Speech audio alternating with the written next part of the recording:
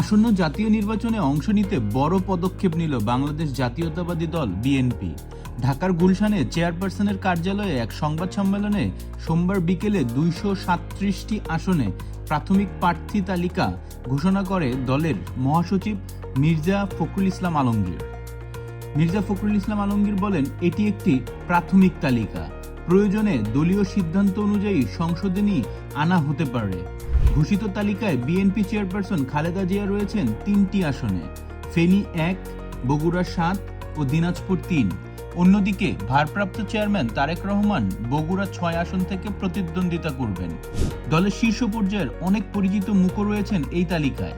ঠাকুরগাঁও 1 থেকে মির্জা ফখরুল ইসলাম আলমগীর, ঢাকা 8 থেকে মির্জা আব্বাস, ঢাকা 3 থেকে গয়েশ্বর চন্দ্র রায়, নরসিংদী 2 থেকে আব্দুল মঈন খান, চট্টগ্রাম 10 থেকে আমির খসরু মাহমুদ চৌধুরী।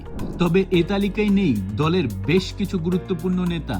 স্থায়ী কমিটির সদস্য নজরুল ইসলাম খান, সিনিয়র যুগ্ম মহাসচিব রুহুল কবির রিজভী, যুগ্ম মহাসচিব হাবিব উন নবী সোহেল ও বেগম সেলিমা রহমানের নাম। এমনকি সংরক্ষিত আসনের সাবেক সংসদ সদস্য রুমিন ফারহানাও বাদ পড়েছেন এবার। এদিকে 63টি আসন এখনও খালি রাখা হয়েছে। দলীয় সূত্র জানায়, এসব আসনের বড় একটি অংশ মিত্রদল ও জোটগুলোর জন্য ছেড়ে দেওয়া হতে পারে।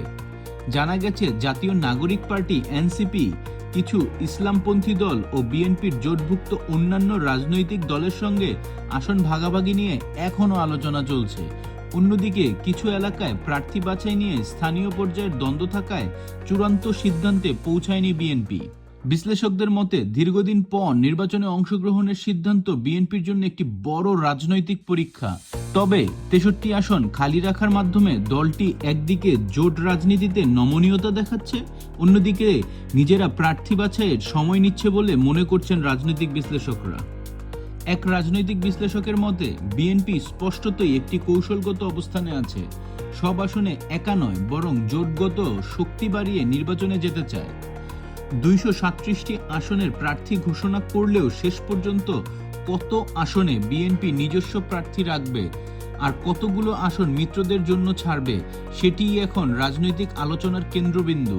আপনার কি মনে হয় নিচে কমেন্ট করে জানাবেন। ধন্যবাদ।